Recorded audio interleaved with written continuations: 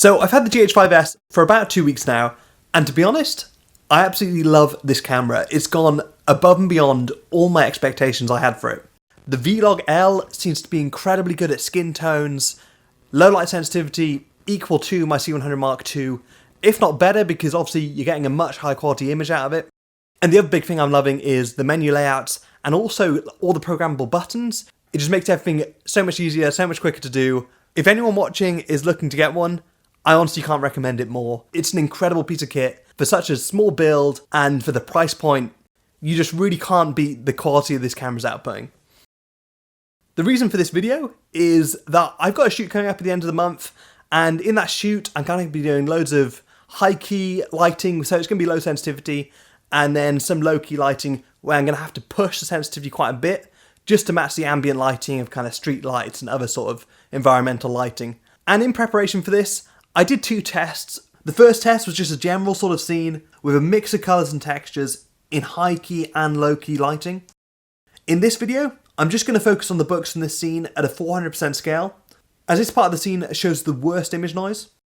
The next test is going to be focusing on a clock with a very detailed surface. This test will show how well the camera retains details at different ISOs in the highlights, midtones and shadows. In this test, I'm going to be scaling the footage up to 300% just to help visually show how all these fine details are being lost as we increase the ISO sensitivity. I'm going to show you guys both those tests, going from ISO 320 all the way up to 25,600. I'm going to try and keep these videos as concise as possible because there's a lot of information to go to and I don't want it to get bogged down with too much detail in it for it to get a bit long and boring. So starting at the bottom of the ISO range, I would say avoid ISO 320 if possible. It's not a huge issue, but ISO 400 being a native ISO does perform slightly better than ISO 320. Sharpness and detail between the two are basically identical, so don't worry about it too much. There's just a tiny improvement when you go up to ISO 400. ISO 400, 500 and 640 are all very similar in detail and image grain. With each step, the image grain increases the tiniest bit, but it's not very obvious at all. So at ISO 800, 1000 and 1250, this is where things start to get really interesting. Because in the shadows there seems to be a huge amount of image noise, and this image noise isn't particularly nice or organic looking. Its structure seems to be very random, and as soon as you apply even the slightest bit of noise reduction, the image detail is going to be taking a huge hit. There are also these random dots starting to appear in the footage. You can see that these dots kind of appear from nowhere. You actually don't see this happen again to this extent until about ISO 5000. On the shots of the clock face, you can generally see that sharpness and detail is okay, especially in the highlights. As soon as you go down to the midtones, things start to take a tiny hit, and then once you're down to the shadows, you can see that quite a lot of the detail has been lost to this image grain. If you have a look at these image comparisons, incredibly it seems to be much cleaner to jump from ISO 640 all the way up to ISO 1600.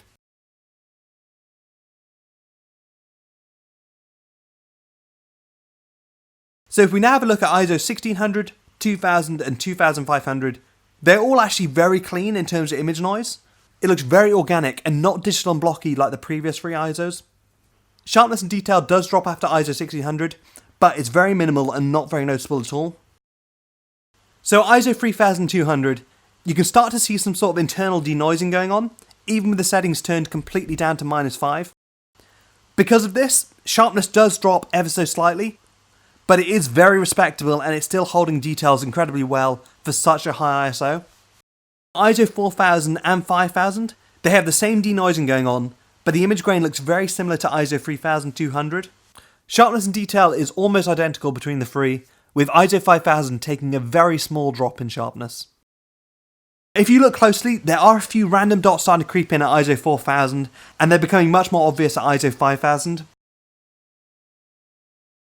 If we compare ISO 5000, 6400 and 8000, you can see that the sharpness and detail takes another hit again at ISO 6400 and just a tiny bit more by ISO 8000. This is because the noise reduction is actually increasing and all the fine details are just getting lost in that smoothing. So for me on this shoot, I think ISO 5000 is going to be my upper limit, but that's absolutely fantastic. If we go back to a 0% scale and take a look at ISO 5000 and ISO 400 next to each other, you can see that it's doing incredibly well for such a high ISO level.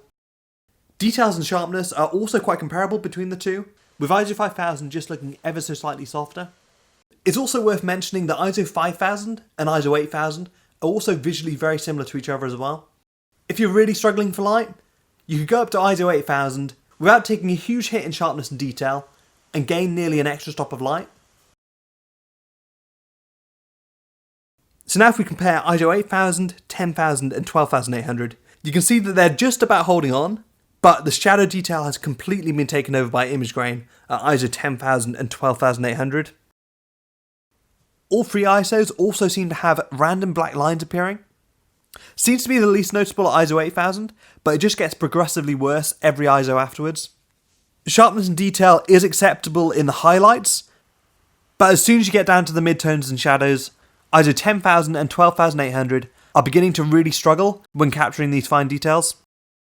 At ISO 16000, 20000 and 25600, you can see that the image grain just becomes very ugly and doesn't look very organic at all. ISO 16000 is definitely performing the best out of the three, with ISO 20000 and 25600 taking another huge drop in quality. All these random dots and lines are now completely taking over the image, and any fine details that once there have been completely lost at this point. So to kind of summarise what you've just seen, here are my recommended ISOs for kind of each sensitivity level. And all the ones highlighted in blue are going to be the best performers from each level. I've uploaded both the tests to my channel, and on these tests you'll kind of see a bit more information, especially in the first one, where we only really focus on the books, but in the test video I kind of do a 0% scale, so you see the whole scene, and then different magnifications on different areas within that scene.